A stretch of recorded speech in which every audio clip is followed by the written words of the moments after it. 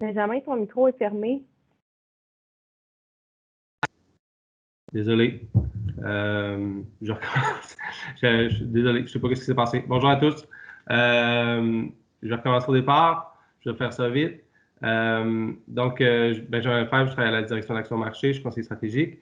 Je vais faire une mini présentation sur la stratégie nationale d'achat d'aliments québécois. Puis par la suite, là, je vais vous donner quelques exemples sur des actions qui pourraient être mises en place et notamment financées par le PDM.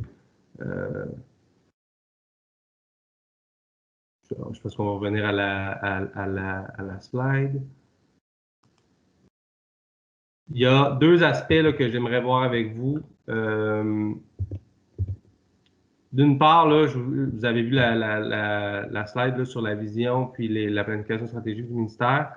La vision, c'est que d'ici 2025, les institutions publiques se priorisent là, les aliments québécois. Qu'est-ce que ça veut dire prioriser?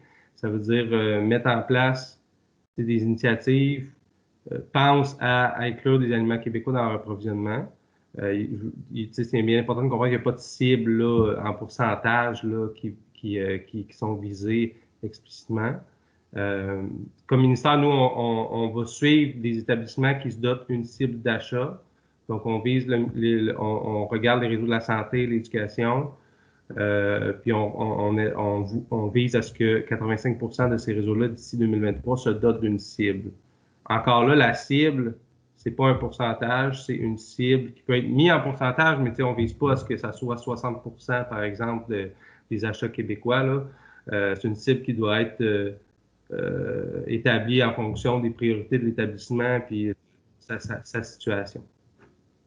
Si je passe à la stratégie nationale, il y a 4 grandes orientations. Je vais vous les lire rapidement. Je vais passer aux 3 principales qui vont peut-être concerner plus le programme. La première, c'est la concertation d'engagement des institutions publiques.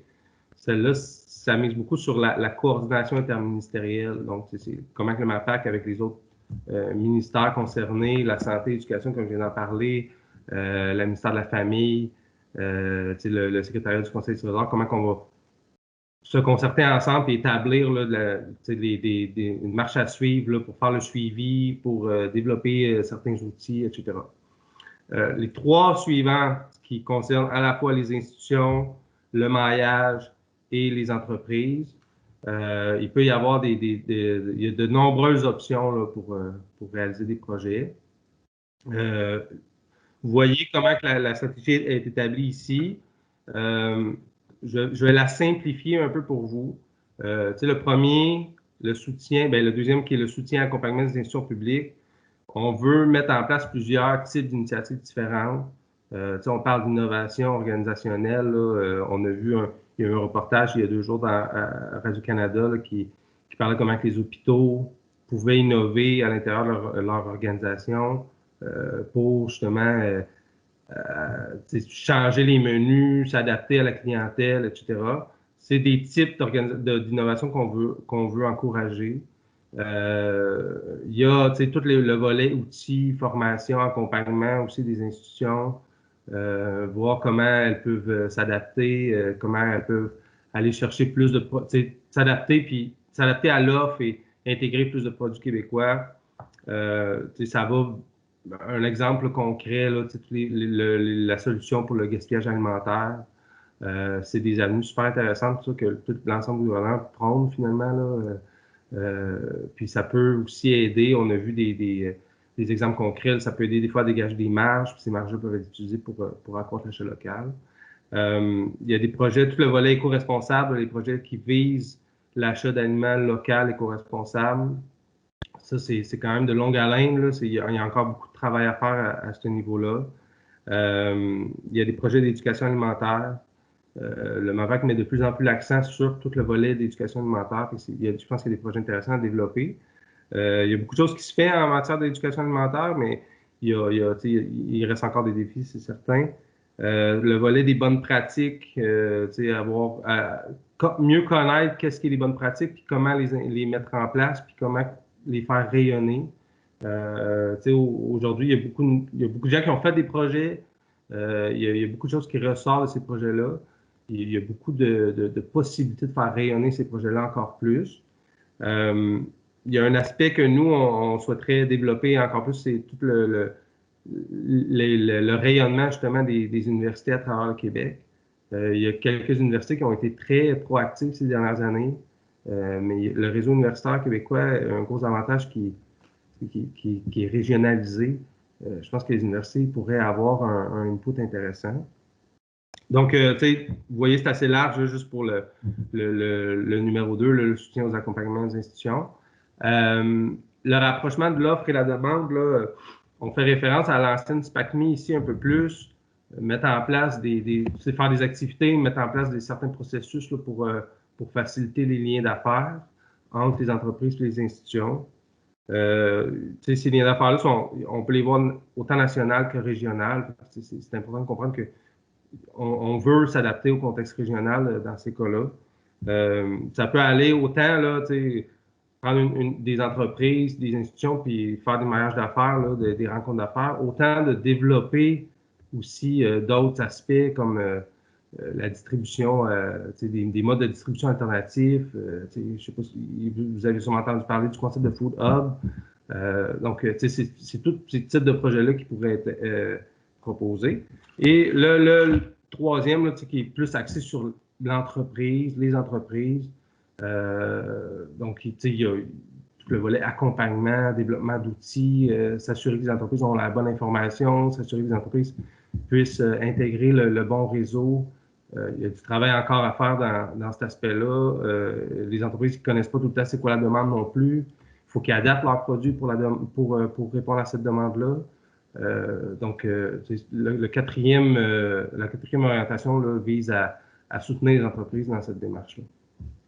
Donc, ça fait un peu le tour de la stratégie. Je l'ai fait rapidement, mais j'espère que ça va vous donner quelques idées là, supplémentaires là, pour développer des projets qui vont s'adapter au cadre qu'on vient de lancer. Donc, je laisse aller Rosemary avec la présentation du programme. Oui, bien merci Benjamin. Je vais juste faire une petite présentation rapide de notre chère collègue Rosemary. Juste valider. Est-ce que tu arrives à prendre le compte? On a juste un léger petit... Juste un instant. Alors, on avait un problème sur le partage de la connexion. Un instant.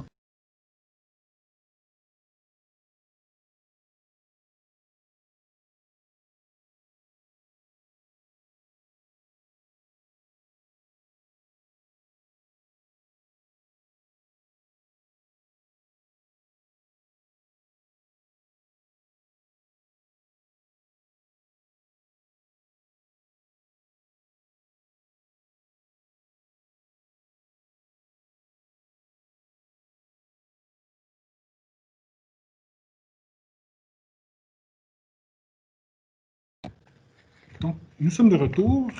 Rosemary va débuter sa présentation du programme de développement des marchés bioalimentaires volet 1. C'est une présentation peut-être un peu plus aride parce qu'on aborde des thèmes justement sur l'accessibilité, les dépenses admissibles, ces choses-là. Donc, c'est pour ça qu'on vous suggérait, qu'on préfère que vous posiez des questions par écrit puis qu'on les aborde à la fin. Donc, je vais passer la parole à ma collègue Rosemary. Merci beaucoup, Patrice. D'accord. Donc, pour commencer, le programme de développement des marchés bioalimentaires volet 1, il est spécifique au milieu institutionnel. Ce n'est pas le cas du volet 2 là, qui va être annoncé ultérieurement, qui vise d'autres marchés. Mais le volet 1 est vraiment dédié au milieu institutionnel. C'est de cette façon-là qui s'inscrit dans la stratégie nationale d'achat d'aliments québécois. Excusez-moi, encore un petit problème avec le partage de contenu. Donc, le programme de développement de marché, là, on l'a développé, on est très content d'avoir pu travailler sur un mandat comme celui-ci. C'est sûr que c'est très stimulant de regarder l'alimentation locale dans les institutions du Québec. Donc, c'est avec plaisir que moi-même et mon collègue Patrice Baudouin et Sandrine Hervé, ainsi que Malek Nassi dans une autre part, on a travaillé sur le programme.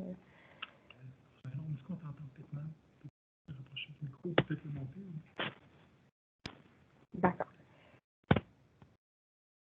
Est-ce qu'on m'entend mieux comme ça? Je t'entends bien. On entend mieux comme ça. OK, d'accord, je vais parler plus clairement. Donc, le programme de développement des marchés, toutes les informations qui vont être présentées aujourd'hui, là, on en a conscience, c'est beaucoup d'informations. Par contre, c'est pas, on ne vous laisse pas au dépourvu, là, c'est toute de l'information que vous pouvez retrouver dans les documents de référence sur la page web du programme. Donc, l'ensemble des modalités du programme et des détails vont être tous là à l'écrit et les retrouver. N'ayez pas de crainte. Donc, pour débuter, là, la présentation, elle va être découpée en 4 parties. Je vais d'abord faire la présentation du programme dans son entièreté, là, avec toutes les modalités, les clientèles admissibles, les projets admissibles, le financement et les dépenses. Ensuite, on va regarder la démarche d'un demandeur pour déposer une demande dans le cadre de ce programme-là. Et finalement, je vais regarder rapidement avec vous là, le traitement, le cheminement que vont faire les demandes à l'interne avec nous et qu'est-ce que ça implique pour vous lorsque votre projet est accepté. Puis on va conclure la présentation là, en répondant à vos questions que vous allez nous soumettre tout au long du webinaire. Donc, pour commencer, le programme de développement des marchés bioalimentaires volet 1, son objectif, c'est d'accroître les achats d'aliments bioalimentaires dans le milieu institutionnel du Québec. Le programme se divise en 2 sous-volets. Donc, il y a un premier sous-volet qui est destiné aux institutions, qui, lui, a comme objectif d'accroître la part des aliments québécois dans l'approvisionnement des institutions. Finalement, on a le deuxième sous-volet, là, qui lui, en fait, il va plutôt aller du côté de l'industrie, des organismes et des entreprises, puis que lui a pour objectif d'augmenter l'accès, de faciliter l'accès au milieu institutionnel pour les entreprises bioalimentaires du Québec. Donc, des deux côtés, on travaille dans le fond, dans le sous-volet 1, on va travailler du côté de la demande de produits locaux dans les institutions et du côté du sous-volet 1.2, on va travailler du côté de l'offre. Donc, dans le but éventuellement de rapprocher l'offre et la demande. Donc, en ce qui a trait à la clientèle admissible, c'est une nouvelle clientèle pour nous au MAPAC. Les institutions, on n'est pas familier, on n'est pas habitué de travailler avec eux. Donc, ça va être un nouveau défi qui s'offre à nous, mais on est très content de pouvoir entreprendre ça. Puis, on voulait vous laisser savoir là, que comme c'est une nouveauté pour nous et pour vous, là, on est dans l'ouverture, puis on est disposé à collaborer avec vous et à répondre à vos questions et à vous accompagner là, dans vos demandes d'aide financière. Donc, n'hésitez pas à prendre contact avec le secrétariat du programme. Oui, en fait, je vais le développer un peu plus. La clientèle admissible au sous-volet 1.1, on parle des institutions publiques et parapubliques. Quand on parle d'institutions, on parle en fait des organismes autres que budgétaires, mais principalement en fait des établissements là, du réseau de la santé, des services sociaux, de l'éducation, des services correctionnels, puis les groupements d'achat qui sont liés à ces entités-là. On ne parle pas du GAC, mais on parle bien comme des centres de services scolaires là, qui pourraient faire des regroupements d'achat dans des écoles. Pour ce qui est des institutions privées bénéficiant d'un financement du gouvernement du Québec, on parle d'institutions d'entreprises qui bénéficient d'un financement public, excusez-moi. Puis on pense notamment là, au réseau des centres de la petite enfance, on parle des garderies, des établissements conventionnés privés, des résidences privées pour aînés, des entreprises de transport, puis des services alimentaires en milieu de travail, comme dans les cafétérias. Et finalement, il y a les entités municipales qui sont aussi admissibles du côté du sous-volet 1.1, qui s'adresse aux institutions. Pour être admissibles, par contre, ces institutions-là doivent être légalement constituées au Québec, exercer leur activité au Québec, mais aussi s'engager à se doter de cibles visant à accroître l'achat d'aliments québécois. Donc là, on fait référence au plan stratégique du MAPAC qui a pour objectif, là, comme Benjamin vous l'a présenté un peu, que les institutions se dotent de cibles d'achat d'aliments québécois. Donc, les institutions qui vont appliquer dans le programme et qui vont bénéficier d'une aide financière vont devoir s'engager à se doter de cibles à l'issue du projet. Donc, en ce qui a trait du volet du sous-volet 1.2, on parle plutôt du côté de l'industrie, mais on veut des projets collectifs. Donc, les demandeurs admissibles, ce sont des organismes à but non lucratif, des coopératives à but non lucratif, les associations d'entreprises à but non lucratif et les regroupements d'entreprises, qui sont le seul demandeur, en fait, là, qui va être de nature privée et qui va devoir, dans ce cas-là, recevoir un traitement un peu distinct des autres. C'est le demandeur qui se distingue le plus des autres. Pour les regroupements d'entreprises, on parle d'un minimum de 3 entreprises non apparentées qui exercent leurs activités dans le milieu agroalimentaire. Puis, on demande aussi qu'il y ait qu'on nous soumette avec leur demande d'aide financière un document définissant les modalités du regroupement. Donc, pour être admissibles, les demandeurs au sous-volet 1.2 doivent être légalement constitués au Québec, encore une fois, avoir un établissement au Québec, puis exercer leurs activités dans le secteur bioalimentaire. En ce qui a trait au projet admissible, il faut qu'il y ait un minimum de 25 000 $ en dépenses qui soient admissibles au programme pour que le projet soit accepté. Il faut aussi, dans les cas des projets qui sont de 100 000 $ au moins, que vous vérifiez l'admissibilité au programme proximité, parce que dans certains cas, des projets pourraient être admissibles dans les deux. Cependant, si vous êtes admissible au programme proximité, vous n'êtes pas admissible automatiquement. Ça fait en sorte que vous n'êtes pas admissible. On va vous demander d'aller chercher le financement dans le programme proximité plutôt que dans le programme de développement des marchés bioalimentaires.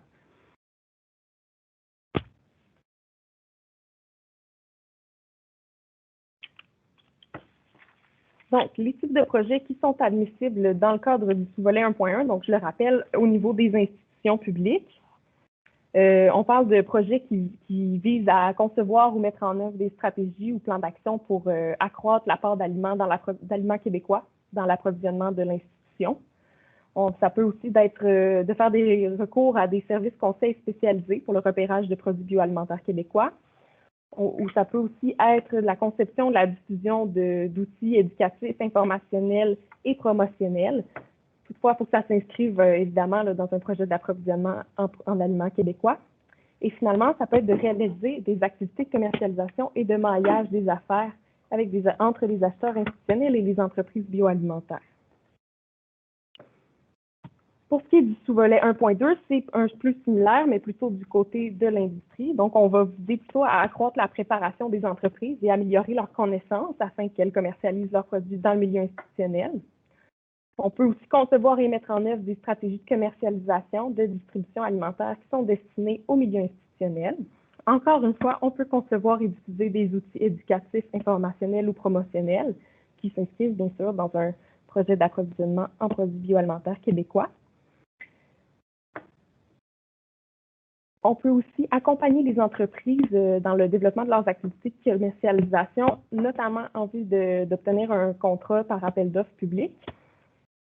Et comme dans le sous-volet 1.1, on peut réaliser des activités de commercialisation et de maillage d'affaires avec les acheteurs institutionnels. Donc ça, c'est les types de projets qu'on accepte dans le cadre du programme. Les projets sont évalués sous 6 critères de sélection. Les critères sont les 6 suivants. Donc, on parle de la capacité financière, humaine et organisationnelle du demandeur. Donc, il y a plus de détails sur chacun des critères dans le guide du demandeur. Vous pourrez les retrouver là. Mais je vais vous les détailler quand même en ce moment. Donc, on parle de l'expérience, en fait, là, pour le critère numéro 1, la capacité financière, humaine et organisationnelle. On parle de l'expérience en gestion de projet. On parle du nombre et des compétences des ressources humaines attitrées au projet. Et on parle aussi de la pertinence et de l'expertise. Lorsqu'on va chercher des ressources externes pour le projet, on va évaluer la pertinence de ce recours-là.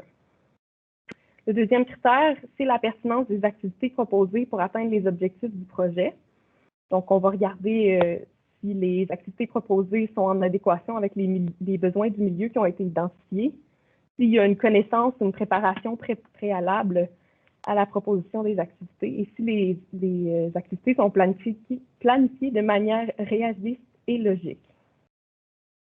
Le troisième critère, on parle de l'adéquation entre les plans de travail et les plans de financement. Donc là, on va plutôt regarder si les plans de financement sont complets, détaillés, diversifiés. Si les dépenses soumises, plan de travail, on parle des dépenses. Donc, si les dépenses soumises sont correctement détaillées, si c'est cohérent, puis si, dans le fond, l'ensemble de tout ça balance. Pour ce qui est du quatrième critère, sur les retombées potentielles et mesurables, on va regarder notamment le nombre d'entreprises ou d'institutions touchées par le projet.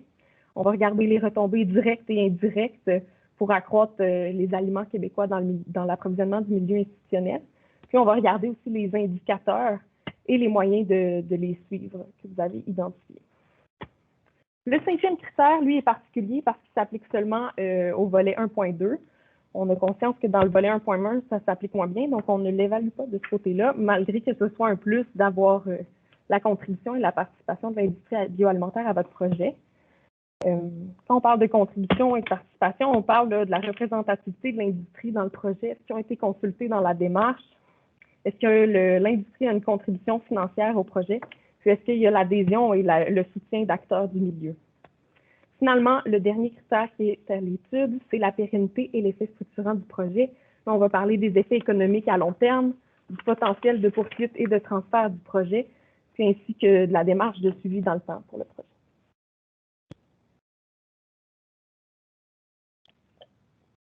Donc, pour ce qui est du financement, l'aide financière est accordée, en fait, le maximum d'aide financière qu'on peut aller chercher par demandeur pour la durée du programme, là, donc jusqu'en 2023, c'est 750 000 par demandeur.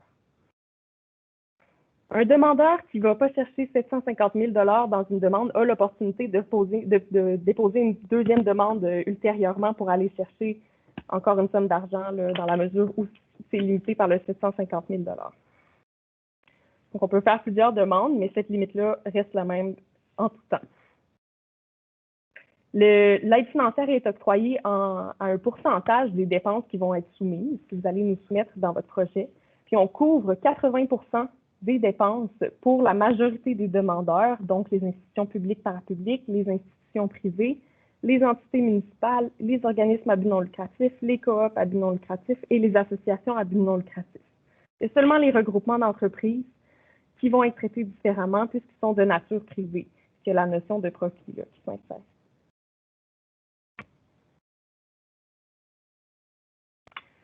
Dans le montage financier, il y a deux règles que vous devez respecter.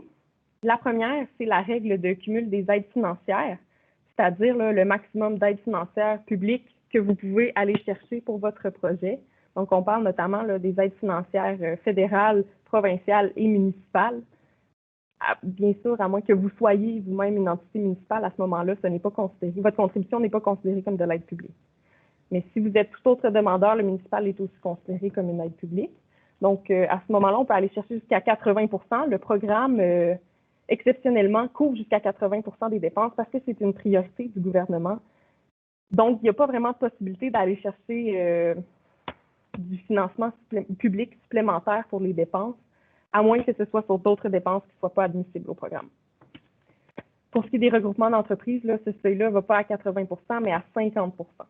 Donc, on couvre un maximum de 50 % des dépenses admissibles, là, tout être public cumulé ensemble.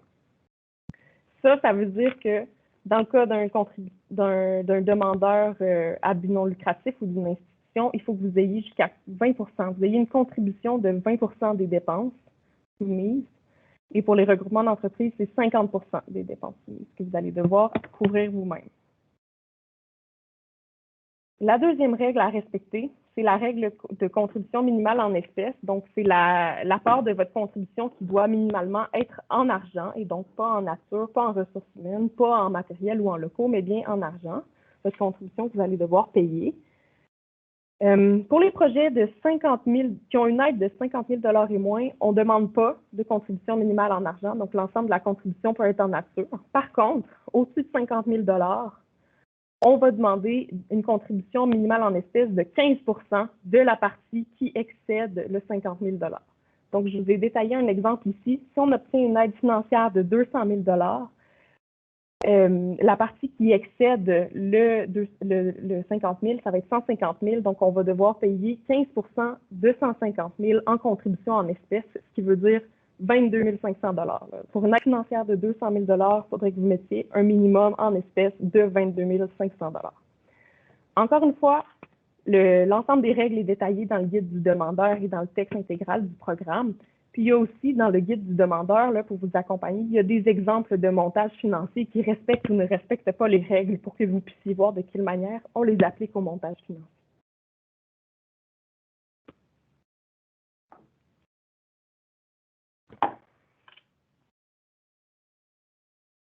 Donc, je tiens aussi à rajouter, là, en fait, sur la contribution qu'on demande, le 20 %, ce n'est pas quelque chose qu'on vous demande de mettre en amont du projet. C'est seulement la contribution, là, la part des dépenses que vous allez effectuer, que vous allez devoir assumer vous-même. Donc, nous, on va vous rembourser le 80 %. Bien, on va vous verser un premier versement et éventuellement, on va rembourser vos dépenses à 80 %. Mais vous allez devoir assumer le 20 %.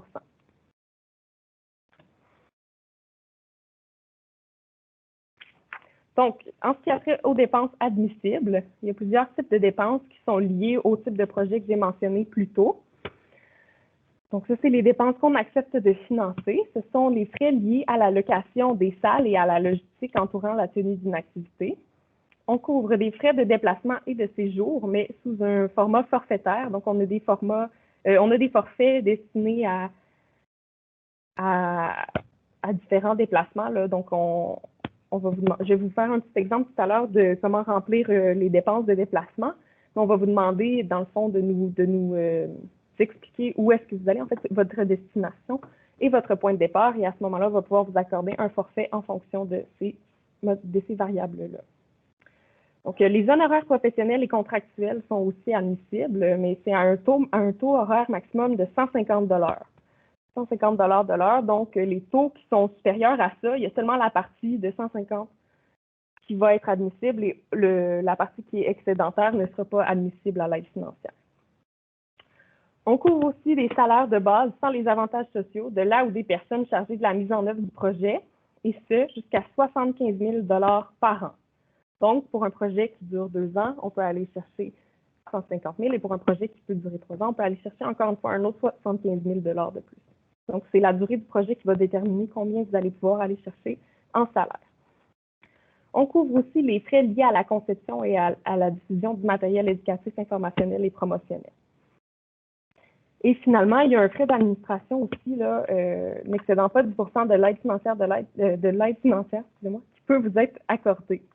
Ça, ces 10 % vous permet d'assumer l'administration dans le fond du programme, puis il permet de couvrir aussi les frais de rapport comptable qui sont demandés pour le traitement des réclamations. Ça, ce sont les dépenses admissibles pour tous les volets. Par contre, pour le sous-volet 1.2, il y en a certaines qui s'additionnent à celles que j'ai précédemment nommées. Il y a notamment les dépenses pour des études de marché ou des frais d'accès à des bases de données, des dépenses pour des frais de location et d'aménagement d'espaces d'exposition dans un salon, des frais de transport des marchandises exposées dans une foire. Puis, j'ai ramené la dépense sur les salaires parce qu'il y a une petite distinction par rapport au sous-volet 1.1 à ce niveau-là. Pour le sous-volet 1.2 et pour les demandeurs à but non lucratif, on peut aller jusqu'à 150 000 $ par année. Donc, le double en salaire qu'on peut aller chercher pour les demandeurs à but non lucratif. Pour les regroupements d'entreprises, c'est le 75 000 par année qui reste. Donc, on a aussi une petite liste de dépenses qui sont non admissibles. Je vais les passer rapidement. Mais pour les institutions, les dépenses non admissibles, c'est des dépenses qui sont déjà encadrées par des règles budgétaires. C'est complètement inadmissible au programme. Les taxes aussi sur les produits et services, ce n'est pas admissible. Les coûts de vente, les charges d'exploitation et les frais de fabrication, c'est non admissible. Les frais de développement, de conditionnement de fabrication des produits, les frais d'obtention de permis ou d'homologation de produits, les paiements autres que dans une devise ayant cours légal au Canada, et ça, je vous avise tout de suite, le dollar américain a un cours légal au Canada. L'euro aussi a un cours légal au Canada. Donc, on veut seulement des devises qui soient reconnues légalement. Voilà. L'acquisition ou l'amélioration de bâtiments, de terrains, de matériel roulant, d'équipements informatiques et d'autres immobilisations, c'est aussi inadmissible. Les frais d'intérêt, financement et remboursement de la dette du demandeur ou de ses partenaires. La fabrication et impression de matériel promotionnel, d'emballage et d'étiquettes. Là, on parle vraiment ici d'impression et de fabrication physique. Là. La conceptualisation peut être inclue dans les frais liés à la conception et la diffusion d'outils promotionnels et informationnels. Mais par contre, l'impression pour les outils promotionnels n'est pas inclue. La construction de kiosques d'exposition, encore une fois, la conceptualisation peut être admissible, mais la construction physique n'est pas admissible. Il y a aussi les frais juridiques, les salons professionnels internationaux tenus au Québec, les frais de réception et de cadeaux, les frais liés à l'attribution de bourses, prix ou récompenses, les frais d'échantillonnage ou de rabais ne sont pas non plus admissibles au programme. Donc, c'est ce qui couvre l'ensemble des modalités du programme. Maintenant, on va passer à la prochaine partie qui traite plutôt sur les démarches que vous devez entreprendre pour déposer une demande dans le cadre de ce programme-là. Donc, voici la démarche que je vous propose. En fait, moi, je vous suggère fortement d'aller consulter les fiches pratiques en alimentation d'Équiterre, qui en fait sont un super outil là, construit par Équiterre en collaboration avec les Aliments du Québec et qui a été financé en partie par le MAPAC. C'est un outil qui va détailler dans 6 milieux institutionnels les démarches types à entreprendre pour un approvisionnement local. Donc, ça va être super utile pour vous accompagner là, dans la construction de votre démarche, de votre projet. Il y a 6 milieux qui sont présentés. Là. Il y a le milieu du travail, le milieu universitaire, le milieu collégial, le milieu scolaire, le milieu de la petite enfance et la santé. Donc, ce sont 6 milieux types, là, puis c'est très, très bien détaillé. Je vous recommande fortement d'aller les consulter. Donc, ensuite, il s'agit de s'asseoir en équipe et de réfléchir et concevoir à une démarche. Donc, une fois que c'est établi, qu'on sait ce qu'on veut présenter, il faut absolument consulter le guide du demandeur. Là. Donc, comme je vous l'avais mentionné, le guide du demandeur, on le retrouve sur la page web du programme et c'est un guide qui est conçu pour vous accompagner là, dans toutes vos démarches pour le dépôt d'une demande et notamment sur la façon de remplir le formulaire. Donc, à cet endroit-là, vous allez trouver toute l'information nécessaire pour votre demande. Ce qui est important de faire aussi, c'est de valider votre admissibilité au programme et l'admissibilité de votre projet. Là, vous assurer que c'est bel et bien admissible avant de soumettre une demande. Ensuite, vous pourrez commencer à remplir le formulaire de demande en vous appuyant sur le guide du demandeur. On vous demande de rassembler et de fournir les documents demandés sur la liste de contrôle, qui est la première page du formulaire de demande. Je vais y revenir un peu plus tard. Puis, une fois que le formulaire est rempli, que vous avez rassemblé vos documents, on vous demande de soumettre l'ensemble de ces documents-là par courriel au secrétariat responsable du programme pendant un appel de projet. C'est la démarche grossièrement établie. Pour ce qui est du formulaire de demande, on va regarder ça un peu plus en détail ensemble. Donc, le formulaire de demande se compose de 5 sections, plus une liste de contrôle qui est la première page du formulaire. Je vais pas regarder la section 1, qui est renseignement du demandeur avec vous, parce que c'est assez intuitif et que vous allez pouvoir le remplir sans explication. Mais à la limite, si vous en avez besoin, il y a des détails, des précisions dans le guide du demandeur pour vous appuyer. Puis la section 5, là, qui est en fait une déclaration puis une signature non plus, je vais pas passer là-dessus avec vous aujourd'hui. On va plutôt regarder la liste de contrôle, la description sommaire du projet, le coût du projet et le financement du projet. Donc, pour commencer, la liste de contrôle, c'est une liste, comme j'ai mentionné, qui va être sur la première page de votre formulaire de demande, puis qui va être une liste qui va vous permettre de déposer une demande complète. Donc, c'est une liste de documents à fournir. On vous demande de cocher les cases des documents qui vous sont demandés et que vous allez fournir. Donc, il y a notamment le formulaire de demande et l'annexe coût du projet, les lettres d'appui si c'est applicable à votre cas, les états financiers lorsque c'est disponible. Par contre, ils ne sont pas demandés pour les institutions publiques et parapubliques. Ce n'est pas nécessaire de nous les faire suivre. Les programmes d'accès à l'égalité, ça s'applique dans le cas où un demandeur voudrait aller chercher plus de 100 000 $ en aide financière et aurait lui-même plus de 100 employés.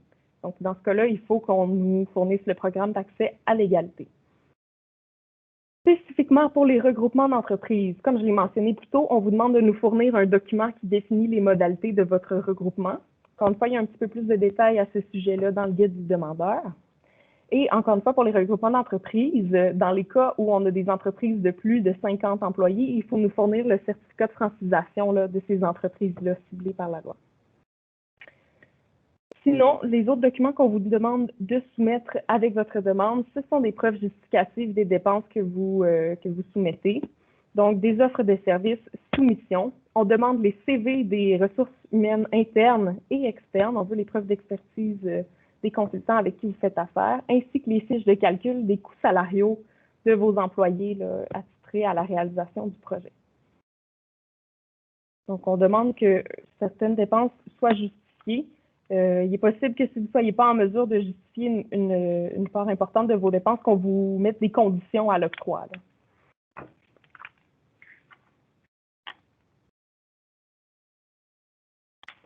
Pour ce qui est de la section 2, c'est je dirais le corps du formulaire, là, qui est la description sommaire du projet. Dans cette section-là, on va vous demander de répondre à 5 questions à développement dont il y a beaucoup de précisions qui sont formulées sur ces questions-là, sur la manière d'y répondre dans le guide du demandeur, encore une fois.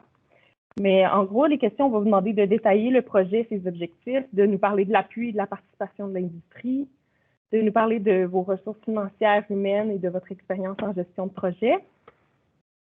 On va vous demander de nous détailler les retombées attendues et les mesures de pérennité du projet, ainsi que les moyens d'évaluer l'impact dans son milieu. Dans cette section-là, on va aussi vous demander de nous fournir une estimation du nombre d'entreprises et d'institutions sur lesquelles le projet a une incidence, ainsi que de nous fournir une estimation du nombre d'institutions qui vont s'être donné une cible d'achat d'aliments québécois en lien avec votre projet. Et finalement, dans la section 2, on vous demande de nous fournir un échéancier des étapes prévues pour la réalisation du projet. Donc, on parle de nous lister la liste des étapes nécessaires et de fixer des dates de début et de fin estimées là, pour chacune de ces étapes-là. La durée maximale d'un projet peut s'échelonner sur une période de 3 ans maximum.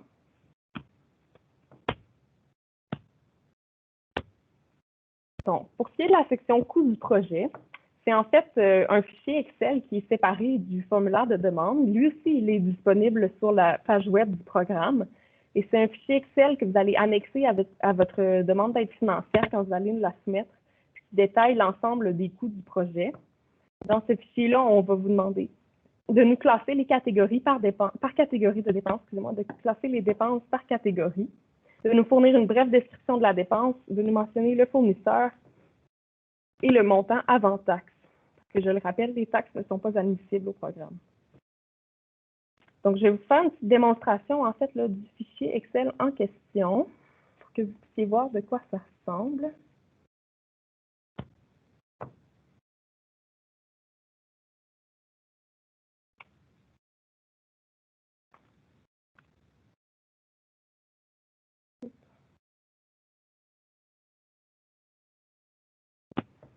Donc, voilà, ça, c'est le fichier Excel.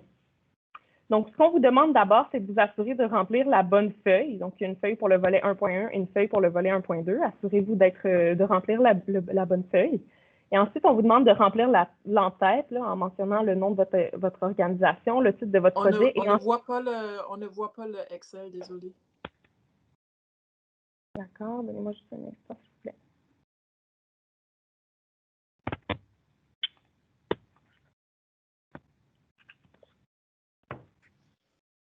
Personnellement, moi, je le vois, le Excel. Alors, c'est mon problème. Procédez. D'accord. Donc, je vais assumer que vous voyez mon Excel, c'est ce que mon collègue me confirme. Donc, ici, on va choisir dans la liste du menu déroulant le demandeur auquel vous correspondez, là, soit une institution publique ou parapublique, une institution privée ou une entité municipale. Une fois que vous avez sélectionné ça, le fichier va être en mesure de calculer automatiquement, là, au fur et à mesure que vous remplissez vos dépenses, l'aide qui pourra vous être octroyée pour les dépenses. Donc, le fichier est conçu de manière à ce que les catégories de dépenses sont déjà identifiées. Donc, on a les frais liés à la location d'une salle ou la logistique entourant la tenue d'une activité ici, les honoraires ici, les frais liés à la conception et diffusion de matériel informationnel et promotionnel ici. On vous demande de décrire la dépense, de nous mentionner le nom du fournisseur, de nous donner le montant et automatiquement la contribution qui peut être demandée en aide financière. Le montant d'aide financière qui peut être demandé va s'afficher ici. On vous demande de ne pas remplir la section grise puisque c'est réservé à l'administration. C'est nous qui va l'utiliser pour le traitement de votre demande. Si jamais vous n'avez pas assez de lignes, vous pouvez en ajouter en utilisant l'outil insertion de Excel. On vous demande juste de partir du milieu, de l'insérer à partir du milieu horizontal de la section là, pour s'assurer que les formules suivent correctement dans le fichier. Donc, c'est comme ça que vous remplissez la majorité des dépenses. Pour ce qui est des déplacements, comme je l'ai mentionné, c'est sous format forfaitaire, donc c'est traité un peu différemment. On va vous demander d'écrire le motif de votre déplacement, de sélectionner la destination, là, qui sont en fait des régions du monde. Là, on parle de l'Europe, du Mexique et de l'Amérique du Sud, le reste du Canada. On sélectionne la destination, puis on sélectionne la région de provenance et un montant forfaitaire va pouvoir vous être accordé en fonction de ces variables-là. Le total du montant d'aide financière que vous pourrez demander va être reporté ici. Là, vous pouvez inscrire les autres dépenses là, qui ne rentrent pas dans les catégories. qui ont été nommés précédemment, vous pouvez les ajouter dans cette catégorie ici, qui est autres dépenses liées au projet. N'hésitez pas à en mettre aussi, il n'y a pas de problème. Puis, veuillez sélectionner ici là, la zone en vert pour ajouter le 10% de frais administratifs. Là, on vous demande de sélectionner oui. Voilà, dans cette section-ci. Donc, je vais retourner à ma présentation.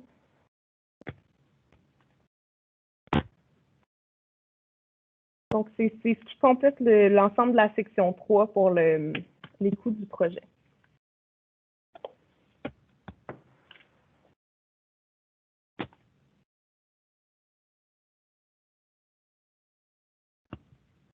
Ça va pas bien long.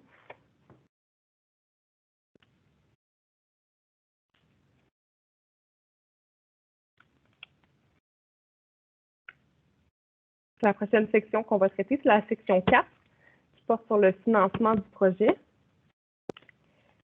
Dans cette section-là, on va vous demander, en fait, là, de nous présenter les sources de financement du projet. Ce ne sera pas bien long. Juste un petit délai dans mon partage des contenus.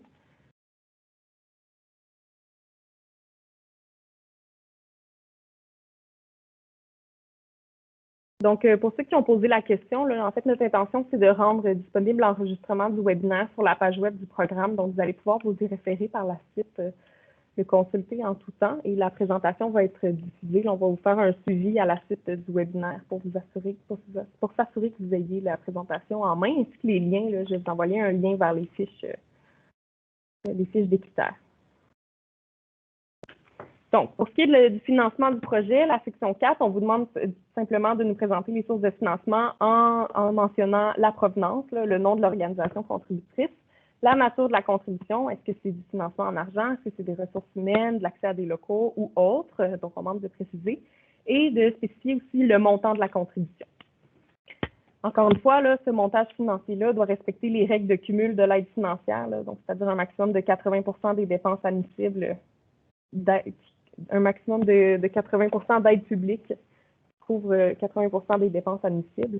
Et la deuxième règle de contribution minimale en espèces, c'est-à-dire 15% du montant excédentaire à 50 000 $. Encore une fois, ces règles-là sont détaillées à l'écrit dans le guide du demandeur. Je vous y réfère vivement. Donc, c'est ce qui conclut la partie sur le dépôt d'une demande d'aide financière. On va voir rapidement ensemble là, le cheminement que fait une demande. Mais tout d'abord, une fois que vous nous avez soumis l'ensemble de vos documents et de votre demande, on va vérifier la recevabilité de votre demande. Est-ce qu'elle est complète? Est-ce que tous les documents sont bien là?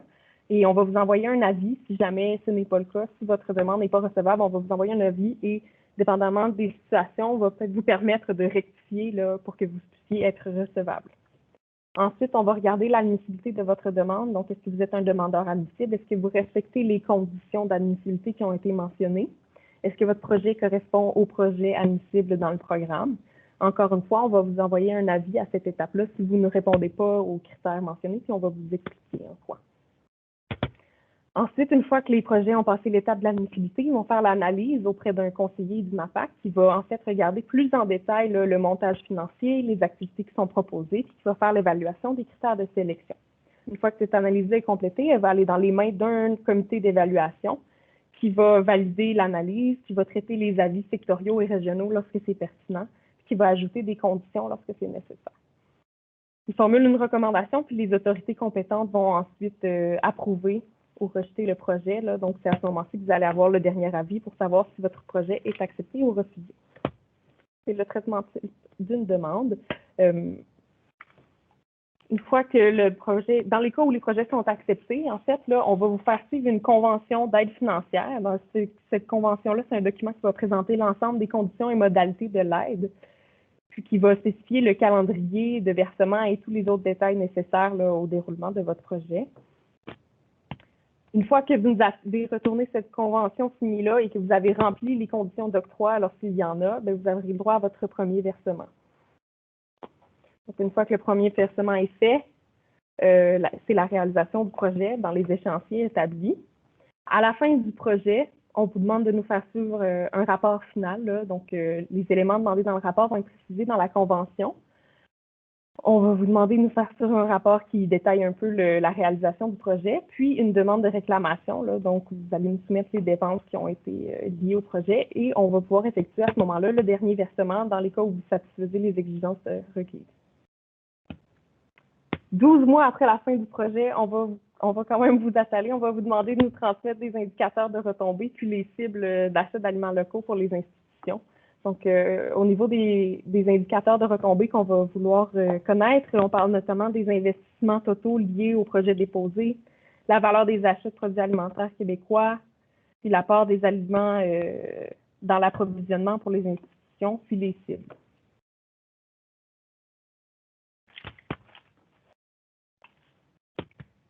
Donc, c'est ce qui couvre la présentation du programme et de ses modalités. On serait maintenant rendu à la période de questions. Donc, je vais passer la parole à mon collègue Patrice. Oui, merci Rosemary. Effectivement, on a eu quand même plusieurs questions. On vous remercie de votre discipline pendant la présentation de ma collègue. Ça nous a aidé à faire le suivi. On avait un autre collègue qui suivait les questions en temps réel. On a pu répondre à certaines questions. Puis là, dans le fond, je vous dirais, Rosemary, essentiellement, on avait des questions ça touche nécessairement le montage financier, un peu nécessairement l'admissibilité. Il y a une question peut-être plus facile qu'on peut répondre là, par rapport au statut des MRC. Je vais te la lire. Là, il y a plein de questions qui apparaissent, ça complique un peu là, le suivi. Je vais aller dans l'autre fenêtre. Excusez-moi, je fais juste changer de fenêtre parce que là, quand je suis avec la vidéo, ça apparaît en vrac, là, puis je n'arrive pas à voir. Bon, on avait une question de Vincent, en fait, il dit à l'instar de d'autres organismes, est-ce que les MRC peuvent se qualifier? Moi, j'aurais tendance à le considérer un peu comme les organismes municipaux. En fait, c'est très clairement défini dans le texte du programme. Là, les entités municipales sont définies au sens de l'article 5 de la loi sur l'accès aux documents des organismes publics et sur la protection des renseignements personnels. Donc, on parle de... Excusez-moi, j'ai un petit problème de... Oui, ça, c'était la question. On avait une question qui est revenue, en fait, même souvent au niveau de la TPS-TVQ. Vous mentionnez qu'elles ne sont pas des dépenses admissibles, mais est-ce que c'est possible, comme c'est le cas dans les autres programmes du MAPAC, que la partie non remboursée aux organisations, 50%, soit admissible? Là, je pense qu'en fait, ils font référence au programme proximité. Ils peuvent demander de déposer certains documents qui démontrent qu'une partie des taxes n'est pas remboursée.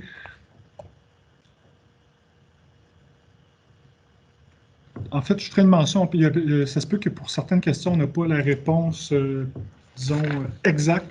Fait qu'au lieu de vous répondre aléatoirement, on va la noter, puis on va vous revenir. Là. Mais mon impression pour ce qui est au niveau là, des entreprises, c'est que quand je vois 50% là, sont admissibles, moi, je prends en lien avec une entreprise privée, puis pour ma part, au niveau fiscal, ils ont des dispositifs pour, d'une part, dans le fond, payer la TPS, puis la réclamer de l'autre côté. C'est une des raisons, d'ailleurs, pourquoi le barème est établi à 50%. Comme autre question, bon, là, on savait ce qu'on va transmettre la présentation, c'était dans notre intention, là, évidemment. De même que de rendre accessible aussi le webinaire là, qui est enregistré.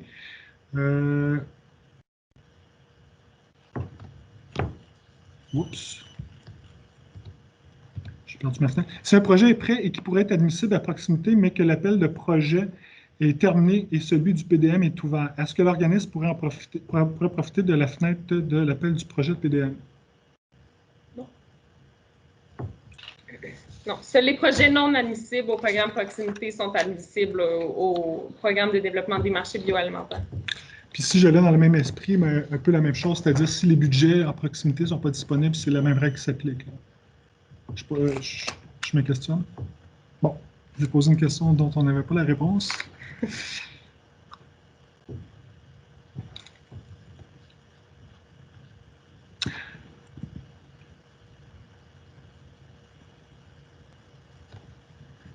En fait, je vous dirais qu'on a répondu à plusieurs questions au fur et à mesure que les gens posaient les questions quand c'était des questions très ciblées. Là, je fais une arrivée. Ben, on a eu une question de Guillaume qui demande le délai de traitement d'une demande. En fait, on vise de traiter les demandes en dedans de 2 à 3 mois.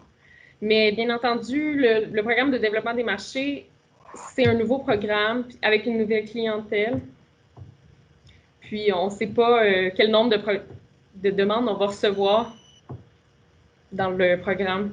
Donc, on ne sait pas non plus quel volume de demandes on va devoir traiter. Donc, on va essayer de viser le 2 à 3 mois, mais c'est possible qu'il y ait des débordements hors de notre contrôle. On avait une question qui avait été répondue. Ben, en fait, est-ce que les budgets associés aux aliments seront augmentés pour permettre aux institutions d'avoir les moyens nécessaires pour augmenter l'offre d'aliments sains locaux de manière pérenne?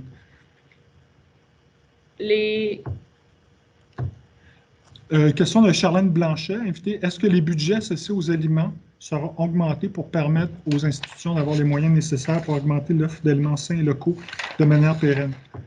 Non, parce que ce sont des règles encadrées par les règles budgétaires. Ce sont des dépenses encadrées par les règles budgétaires.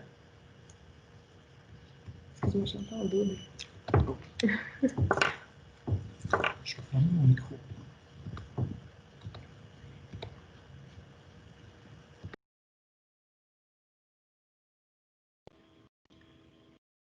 Pardon, j'aimerais savoir, est-ce que je suis la seule à ne pas voir le chat et les questions?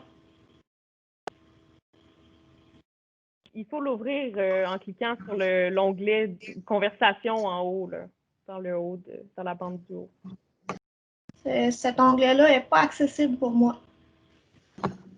Pour moi non plus. Moi non plus. Moi non plus. Moi non plus. Moi non plus. Quel onglet qui n'est pas accessible? Est-ce que vous allez accepter les questions? Absolument. N'hésitez pas à nous contacter en dehors du webinaire. On va prendre toutes vos questions. N'hésitez surtout pas. Je pense que la question là, c'est... En fait, Rosemary et M. Baudouin, j'ai personnellement essayé de vous écrire des messages et les messages, je vois que vous ne les voyez pas non plus. Donc, est-ce qu'on est autorisé à poser une question comme ça? Oui, allez-y. Oui, allons-y. Super. Donc, j'aimerais comprendre pour les achats qui sont centralisés via les groupements d'achats comme Sigma, GASEC et GASOC, comment ça va fonctionner pour un producteur alimentaire? Je ne suis pas sûre de comprendre votre question. Mais en fait, les hôpitaux, là, leurs achats sont centralisés par les groupements d'achats. Donc, si nous, on veut coter sur la business, pour l'instant, c'est Cisco, Gordon et Collabor qui ont ces contrats-là. Donc, si nous, on veut coter, comment on peut être admissible au programme?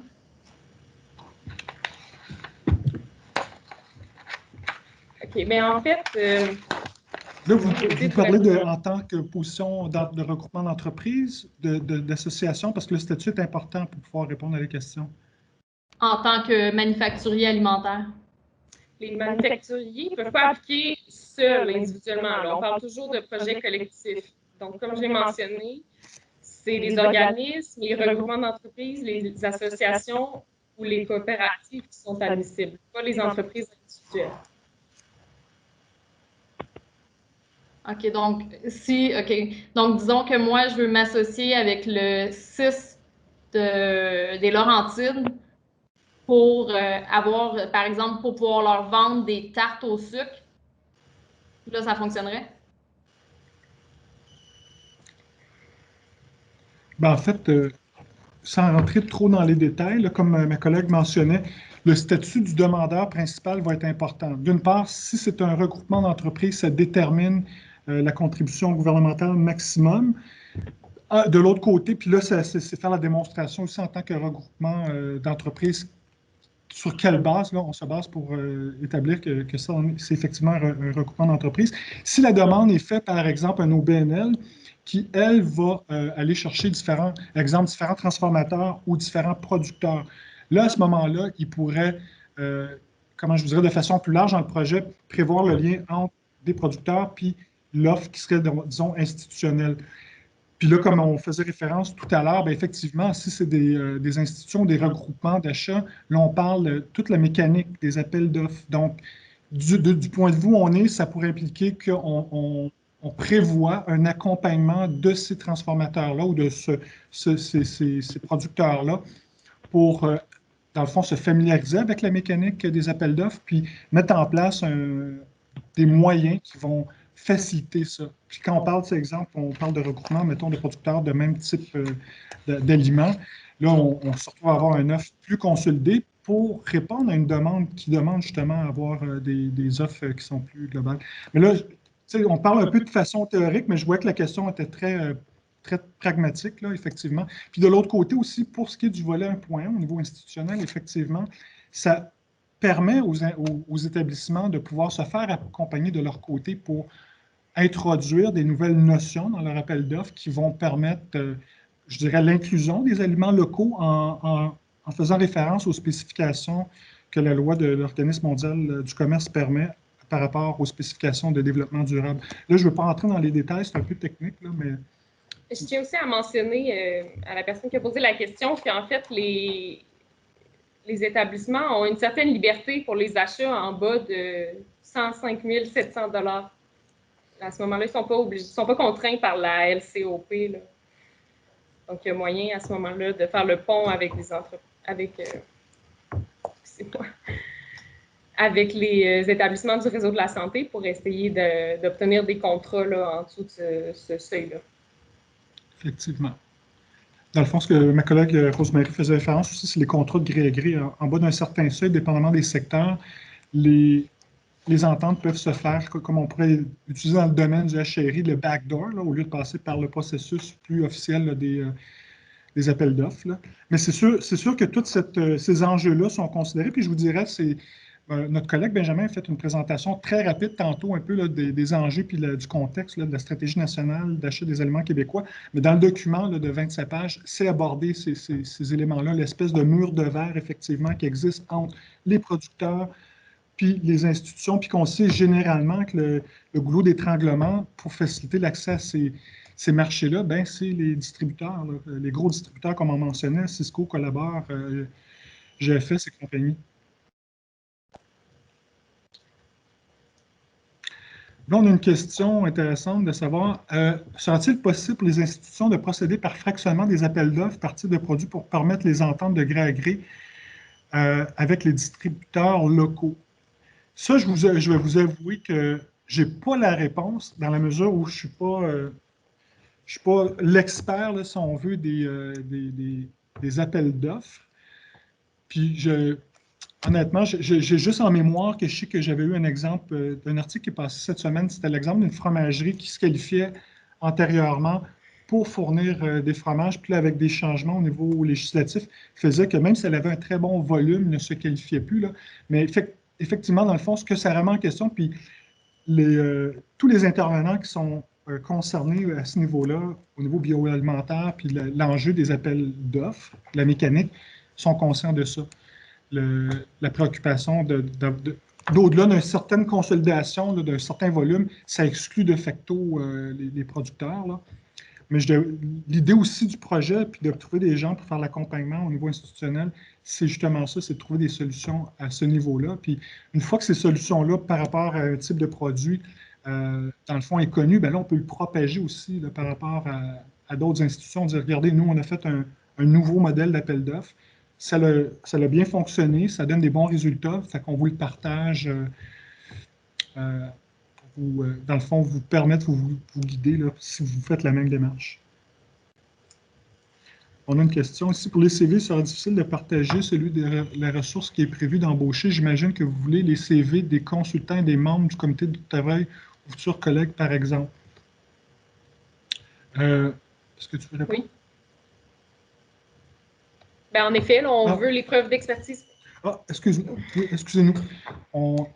Je vais donner une partie de réponse, puis si ma collègue veut compléter, elle pourra compléter. Mais oui, c'est un peu le même principe, c'est-à-dire un peu comme quand on fait une soumission qui est déposée par une firme. Les détails, si on veut, de l'activité ou de la prestation de service qui est proposée est essentiel là, pour qu'on puisse déterminer l'essentialité de la dépense. Mais aussi, de l'autre côté, c'est de s'assurer que les gens qui vont faire la prestation sont compétents. Fait que la même logique s'applique pour les gens qui vont, disons, quand on parlait le volet salaire ou toute tâche qui pourrait être faite par une personne qui va offrir, dans le fond, une prestation. Là.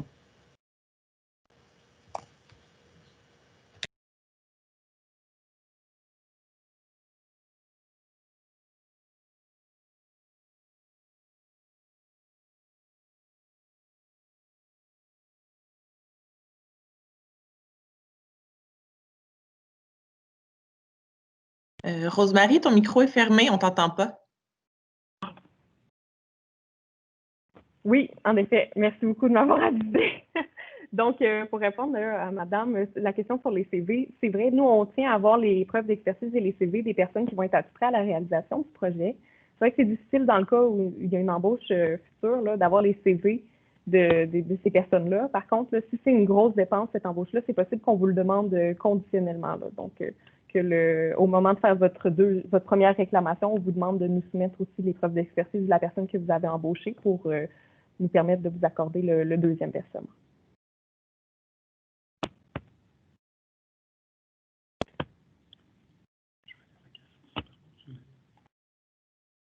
Je sais pas, moi, c'est ça qui...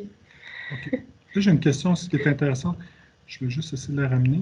Question un peu complexe. Pour quand la stratégie gouvernementale des marchés publics sur la responsabilité, entre autres, du Conseil du Trésor mentionnée dans la stratégie, pour qu'éventuellement, ça c'est une question de Véronique Gagnon, pour qu'éventuellement des marchés publics sur la qu'éventuellement, excusez-moi, je suis déplacé, les lois sur les appels d'offres et cibles d'achat groupés soient modifiées, ce qui pourrait permettre d'acheter plus facilement en proximité et non seulement le moins cher, ce qui est listé avec les ententes, les regroupements d'achat dans les institutions.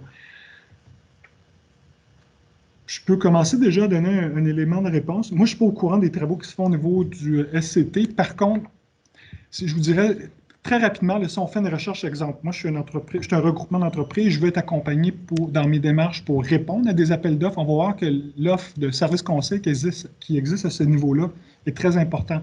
De l'autre côté, quand on parle de faire les appels d'offres, au niveau gouvernemental, l'expertise disponible, il y en a, mais en fait, beaucoup plus à l'interne. C'est ce qui peut créer peut-être une certaine asymétrie entre l'offre qui va pouvoir disposer d'un meilleur support, puis au niveau de la demande qu'eux vont devoir, en fond, au fur et à mesure. C'est un peu ça que j'expliquais tantôt, quand on va avoir des succès qui vont se réaliser dans des gabarits d'appels d'offres qui vont être faits, l'intérêt de le partager là, avec les différentes autres établissements et institutions.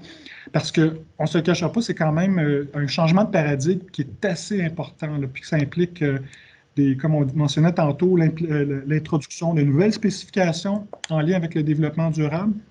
Donc, c'est l'élément de réponse que je pourrais vous donner. Pour ce qui est des travaux qui sont en développement, ça, j'en ai pas connaissance actuellement, là. Est-ce que Patrice et Véronique qui ont posé la question, est-ce que je peux juste préciser peut-être un petit peu mon interrogation? Oui. En fait, c'est parce que, tu sais, il y avait une question tantôt là, sur est-ce que les institutions vont pouvoir augmenter leur budget pour l'achat des aliments. C'est parce que, tu sais, entre autres, dans la santé, c'est vraiment, tu sais, ils ont des cibles d'achat, eux autres aussi, là, les gestionnaires d'achat. Puis ces cibles-là sont, pour l'argent, sont dictées, en fait, par le Conseil du Trésor. Fait qu'eux, ils n'ont pas le choix de se référer à ces lois-là, puis à passer par les groupes d'achat quand c'est listé, parce qu'il y a déjà eu des ententes de négocier avec les groupes d'achat, puis certains fournisseurs, là. Donc, si les lois ou, tu sais, s'il n'y a pas d'assouplissement de la part du Conseil du Trésor, c'est lui, après, qui décide de l'argent qu'il donne aux institutions. Fait que les institutions, ils n'ont pas le choix de passer par là. Puis c'est ça, souvent, qui va bloquer les projets parce qu'on se retrouve tout le temps pogné avec ces lois-là, puis ces contraintes-là, même s'il y a un bon vouloir d'achat là, ou des personnes, les gestionnaires, puis tout ça. Fait que moi, je trouvais intéressant que c'était noté dans la stratégie que le Conseil du Trésor semblait être sensible à ça, mais pour que ça se répercute vraiment, entre guillemets, sur le plancher, il faut absolument que ça passe par là. C'est plus là mon interrogation. Tu sais, c'est vraiment une intention? Vas-tu vraiment avoir des discussions? Puis est-ce que c'est pour 2023 quand le programme va être fini ou on pense activer ça un petit peu plus? J'ai ma collègue Sandrine qui voulait faire un... C'est correct?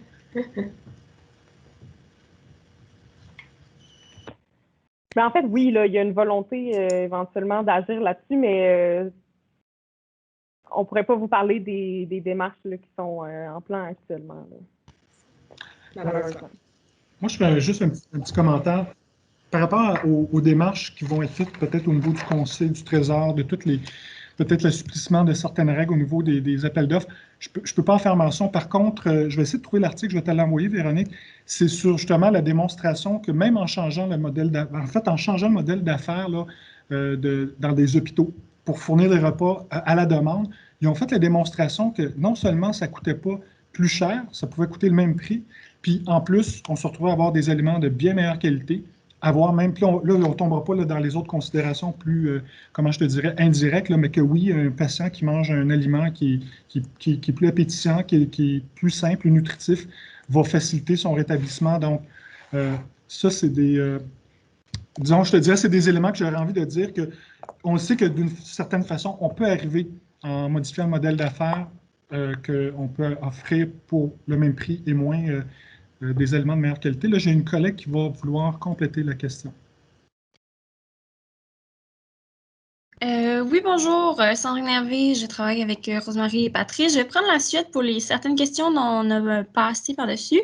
Donc, la question de Caroline Champoux, est-ce que des projets visant à accroître les aliments biolocaux sont admissibles également? Je vais laisser Patrice ou Rosemary y répondre. Ben oui, en fait, il n'y a pas de bonification pour les produits bio ou quoi que ce soit, mais dans la mesure où c'est local, absolument, ça va s'intégrer parfaitement dans le cadre du projet. Je ne sais pas s'il y avait une précision plus particulière à la question.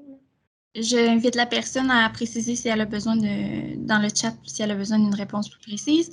Ensuite, Muriel Vrins, je me permets de reposer une question car je ne crois pas avoir entendu la réponse. En effet, dans les autres programmes du MAPAC, 15% des frais d'administration sont admissibles, alors que dans le PDM, on parle plus de 10%. Tu peux peut-être expliquer, Rosemary, les raisons pour lesquelles ça a été un peu diminué, mais oui. C'est sûr qu'à un montant maximal de 750 000 10% de cette somme-là, c'est un bon montant en frais administratifs. Donc, on était un peu limité par la somme généreuse qu'on accorde pour les projets. En fait, c'est ce qui a influencé le pourcentage de frais administratifs qu'on pouvait accorder. En effet. J'ai une question des Aliments du Québec de Mathilde. Est-ce que les gestionnaires de services alimentaires, Amara, Compass, Sodexo, etc., ont la possibilité d'accéder à du financement via le volet 1? Sinon, y a-t-il un programme plus adapté à eux qui se trouve dans plusieurs milieux?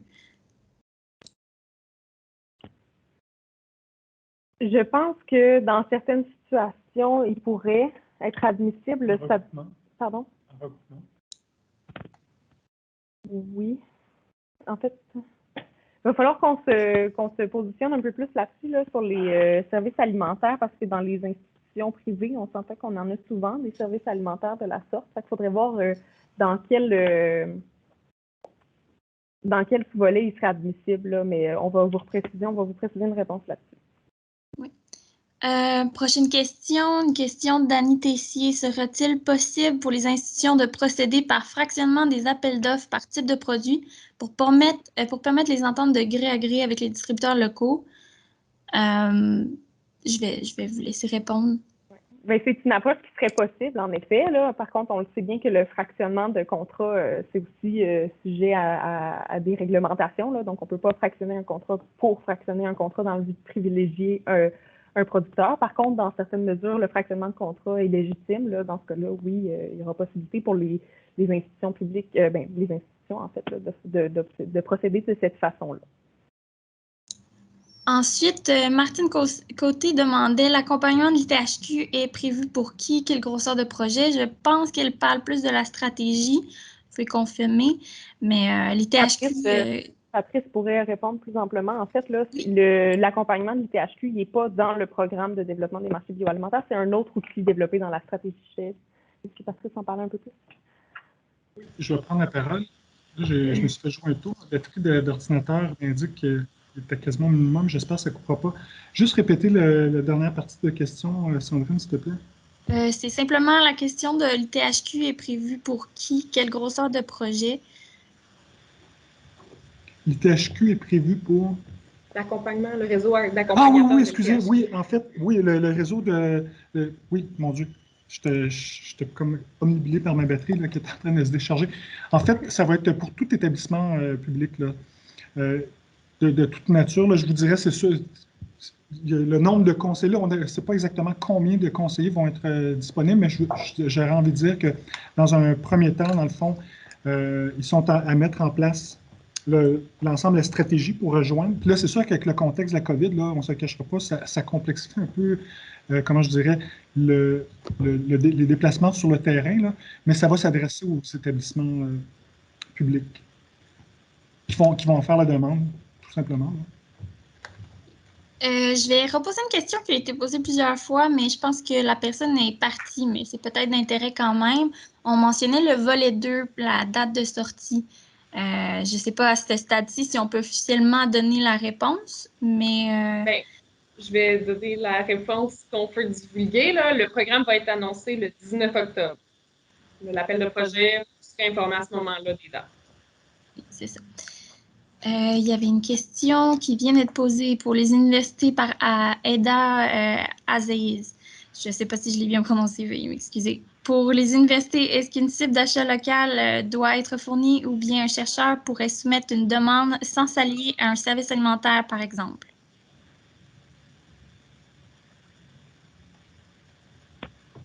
C'est une bonne question. Nous, on demande que, bon, le chercheur ne pourra pas être un demandeur par lui-même. Il va devoir se concerter avec son organisation qui va être demandeur. Puis à ce moment-là, on va demander que l'université se fixe une cible d'achat local. Si vous voulez plus de précision, n'hésitez pas à nous écrire pour votre cas précis. On vient d'avoir une question de Jean-Christophe Bécoté. Je pense qu'on l'avait répondu au sujet des MRC. Est-ce qu'on peut se regrouper en tant que MRC pour faire une demande comme regroupement d'entreprise? C'est une bonne question. En fait, moi, le statut d'après les... On n'entend plus Patrice. Donc, pour répondre à la question, en fait, je ne suis pas certaine parce que je vais juste vérifier. On va devoir confirmer l'admissibilité des MRC là, en tant que quantité municipale, donc c'est-à-dire là, en tant que demandeur au volet 1.1. À ce moment-là, il ne serait pas nécessaire de se regrouper en tant que regroupement d'entreprise, mais si les MRC ne sont pas admissibles au volet 1.1, dans ce cas-là, ça pourrait peut-être être une façon de faire, mais on va vous confirmer la réponse par courriel. En effet. Je pense que c'était la dernière question. Plusieurs questions avaient été répondues au cours de la présentation. Si jamais vous avez d'autres questions, vous pouvez les écrire dans le chat. Je vais les mentionner. Je vois qu'il y a des gens aussi qui ont la main levée. Idéalement, ça serait par écrit pour éviter des allers-retours. Mais si vous n'êtes pas dans les possibilités, étant donné qu'on avait eu des problèmes avec le chat, je vais vous donner la parole. Ce ne sera pas long, il y a eu des questions dans le chat, je vais commencer par celle-ci. Pour le volet 2, aurons-nous un webinaire aussi? Absolument. Oui, il y a un webinaire qui va être organisé pour le volet 2. Je pense que Patrice Sabatry nous a quittés. Oui, Patrice a quitté, là. Oui, donc on va juste... tu peux te mettre en plus gros écran, Rosemary. En fait, je vais laisser mes coordonnées pour laisser la possibilité aux gens de nous écrire si jamais ils ont des questions. Oui, c'est ça. Aussi, la question de Guillaume. Avez-vous défini le terme d'achat local en début de la rencontre, à savoir différence entre produits transformés et versus assemblés? Je te laisse y répondre. Non, en fait, parce qu'on ne parle pas d'achat local à proprement parler dans le programme, on parle plutôt d'achat de produits alimentaires québécois. Donc, on se réfère plutôt En fait, n'importe quel... Oui, vas-y, Sandrine. Oui, mais je pense que dans le fond, peut-être la question, c'est par rapport aux aliments transformés, produits au Québec ou emballés au Québec. Les produits emballés au Québec, c'est sûr qu'ils ne font pas partie de la stratégie. C'est plus des produits transformés ou des produits qui ont été justement produits au Québec, là, des produits de base qui font partie de la stratégie. Donc, c'est ceux-là qu'on comptabilise.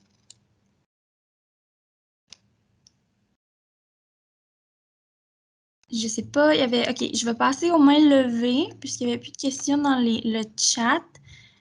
Vicky, Je peux te laisser la parole?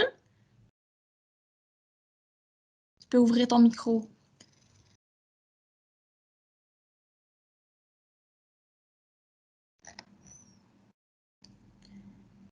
J'ai pas, on n'entend pas, donc peut-être passer à la prochaine personne qui a la main levée. Marie-Noël?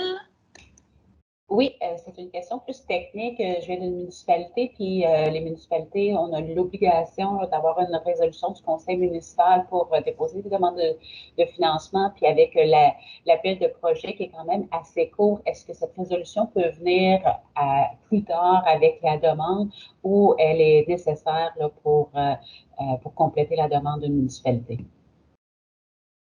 Non, elle n'est pas nécessaire au moment de la demande, là. Par contre, c'est possible que ce soit une condition au moment là, du versement de l'aide financière.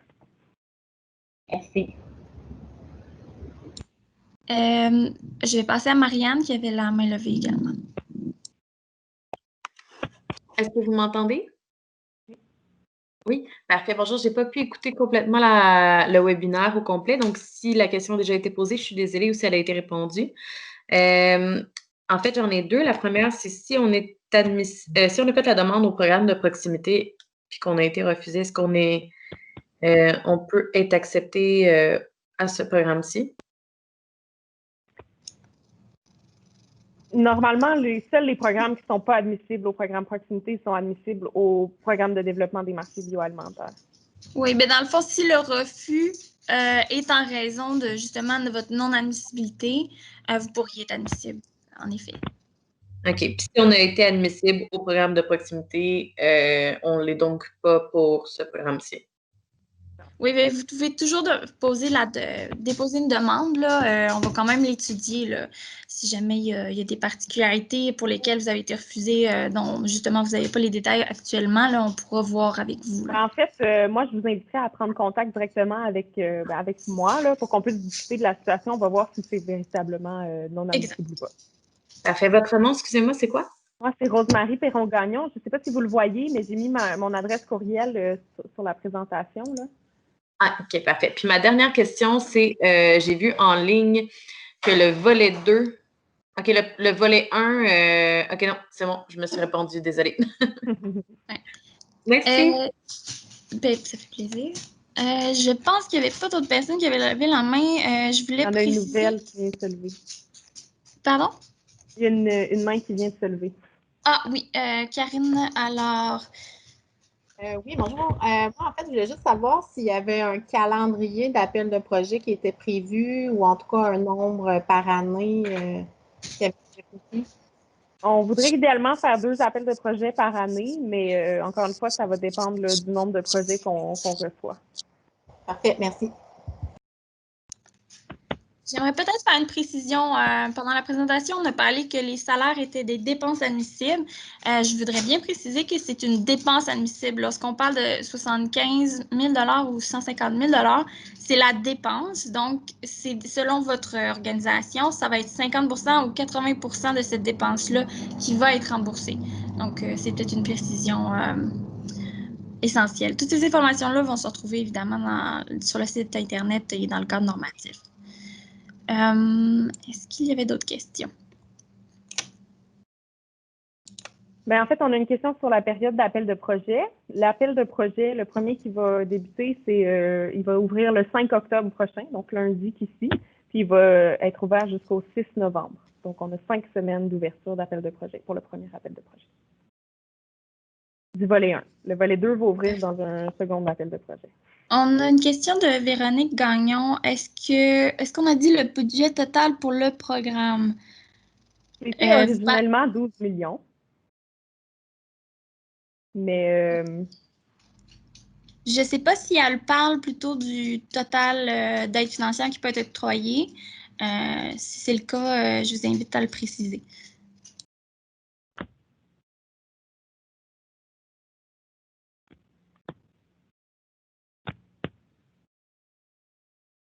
Est-ce que Karine alors avait une autre question ou est-ce que c'était la même question? Non, je m'excuse, j'ai oublié de baisser ma main. Ah, pas de problème. Donc, je pense que ça fait le tour pour l'instant. Si vous avez des questions, on va encore vous laisser 5 minutes peut-être pour les poser.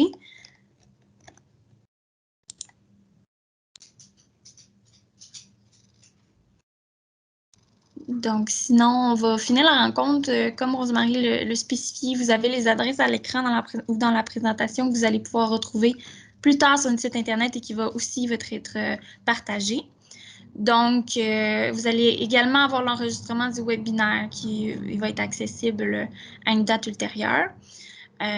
Donc, vous pouvez toujours nous communiquer vos questions.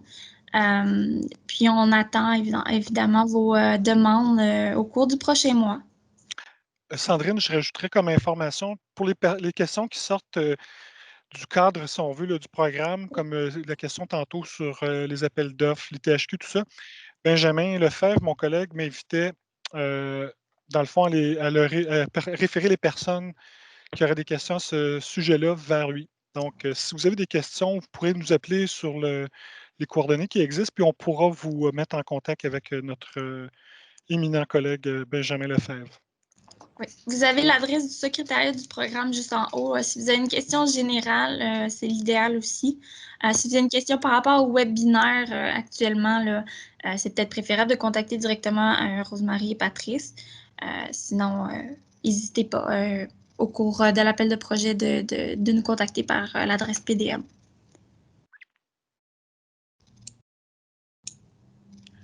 Je vais laisser Rosemary faire la conclusion. Oui, c'est bon. Donc, merci beaucoup à tous et à tous d'avoir assisté au webinaire. Je vous rappelle que tous les documents de référence sont disponibles sur la page web du programme de développement de marché bioalimentaire. Je vous recommande vivement d'aller en prendre connaissance. Et le webinaire devrait aussi être disponible sur la page du programme, donc vous allez pouvoir le consulter en tout temps. Donc, je vous remercie et je vous souhaite une belle fin de journée à toutes et à tous. Au revoir. Merci à vous.